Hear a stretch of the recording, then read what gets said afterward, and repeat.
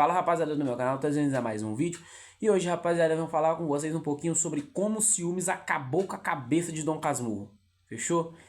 Se inscreve no canal, deixa seu like em busca dos inscritos nesse canal e vamos pra cima. Vale lembrar que, se você não curte muito esse conteúdo que chegou aqui de paraquedas, pode relaxar, vai na aba playlists, lá tem conteúdo de filosofia, geopolítica, economia e vários outros temas que você pode se interessar, né? Às vezes você não se interessa por Machado de Assis, mas tem 48 plays do poder no canal, então dá uma olhadinha que vale a pena. Bom, como o ciúmes acabou com a cabeça de Dom Casmurro? Pra quem não sabe, eu já gravei uma resenha sobre esse livro aqui no canal, eu acho que já saiu, eu gravo vários vídeos, eu faço só agendar pra vocês, então acredito eu que já saiu, mas se não saiu esse aqui sair primeiro, espera que vai sair, beleza? Tudo na aba playlist também, análise de livro, só dá uma olhada lá. Eu agora a gente tá aqui especificamente para comentar sobre Dom Casmurro, o protagonista. Não vou comentar muito sobre a história do livro, não vou girar tanto. Se você quer ver eu girando na história do livro, assiste a resenha, fechou? Aqui a gente vai falar especificamente do protagonista e de ciúmes. Um do outro e talvez ligar um pouco a Capitu, que foi a garota que ele se apaixonou meio que pelo livro inteiro. Bom, vamos lá. Vamos falar primeiramente de ciúmes. A gente sabe que ciúmes, especificamente, falando da parte mais menos sentimental, racional, é literalmente um sentimento, né? Assim como qualquer outro, só que muito expressivo, assim como a raiva. E ele é um sentimento de que ele aparece quando você se sente inseguro perante algo, né? Geralmente, sujeitos que são inseguros sentem ciúmes de praticamente tudo, não só pessoas, há coisas também, até coisas metafísicas. Tem gente que tem ciúmes de religião, por exemplo. Há sujeitos que têm ciúme de Deus. De que, tipo, eu não vou falar nada sobre Deus porque eu não quero que ele saiba mais que eu. É tipo isso. Então, assim, ciúmes é um sentimento como qualquer outro, só que é um diferencial. Ele é muito expressivo, ele é muito forte. Assim como a raiva, colocaria depressão, não a tristeza, e mais alguns sentimentos nesse estilo. Dom Casmurro, um cara que no livro ele demonstra a instabilidade várias vezes, né? Ele demonstra ser, às vezes, um cara muito confiante, mas às vezes no capítulo seguinte ele vai lá e demonstra uma fraqueza absurda. Possivelmente no mundo contemporâneo hoje ele seria diagnosticado com bipolaridade, talvez, do jeito que o mundo contemporâneo gosta de rotular tudo. Mas voltando pro livro, a gente pode ver que o livro se passa em primeira pessoa completamente. Então a gente só tem a percepção do protagonista, ok? A gente não consegue ter a percepção de outra pessoa. Então a percepção ela é única. É como se você... É como se... É igual quando acontece algo com você e você tenta analisar esse algo sem perguntar pra ninguém. Você analisa só com o que você tem. É exatamente a mesma coisa, ler Dom Casmurro, porque você só lê o que ele pensa, o que ele vê, o que ele explica, o que ele fala, tudo na percepção do protagonista. Isso dá uma visão interessante. Quando a gente pega do início, a gente pode ver que ele era um cara meio bobinho, né? Na minha concepção, ele era um cara meio bobinho e tinha lá quedas pela adolescência, e ele vai crescendo, e nessa parte de crescimento é onde explode o ciúme pessoal dele. E se a gente for olhar para a vida dele na época, meu amigo, não era lá uma vida bem instável, não. Era bem instável. Né? Por quê?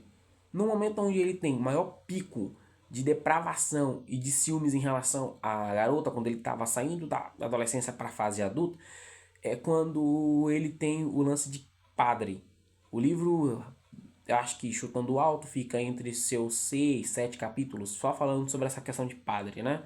O que acontece é que Dom Casmurro não queria ser padre. Não queria ser padre de forma alguma. Ele não gostava. Ele meio que queria abandonar a religião.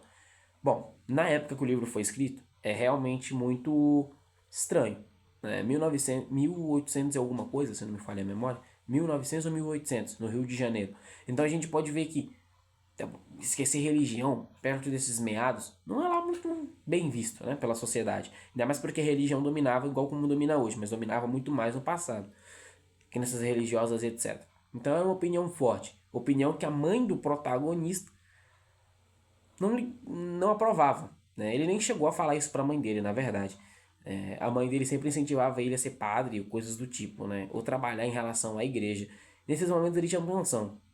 Como ele não conseguia impor a opinião dele, falava, o que eu quero é isso, o que eu vou fazer é isso. Ele não conseguia impor a opinião, ele ficava num vai e vem legal. Ele ia pro seminário, assistir a aula do seminário, depois ele voltava para casa da mãe dele, aí depois ele ia ver Capitu e ficava nesse rodízio de indecisão, né? Enquanto ele não queria ser padre, então ele ficava num rodízio de indecisão absurdo. Não vou fazer isso, não vou fazer aquilo, e tal. E ficava dessa forma. Isso só fez com que o ciúme destruísse mais a cabeça dele. O ciúmes não é o sentimento principal do livro, óbvio, mas é bem presente, né, cara? Até na parte de trás do livro, né, na súmula, né?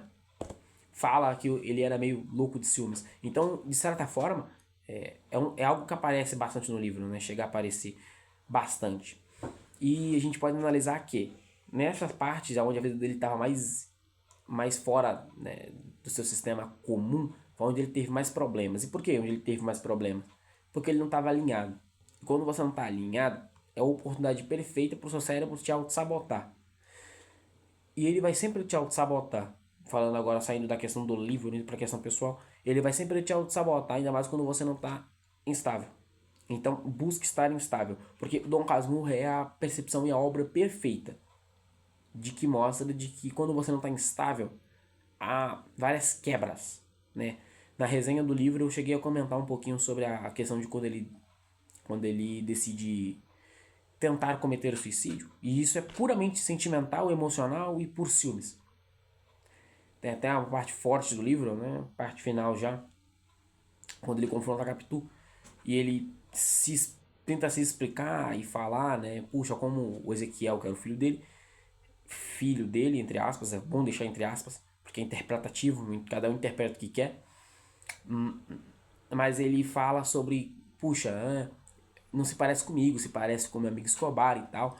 E aí quando a Capitu vai falar, ela fala, nem os mortos escapam dos seus ciúmes. Olha a frase absurda. Nem os mortos escapam dos seus ciúmes. Isso é show, né?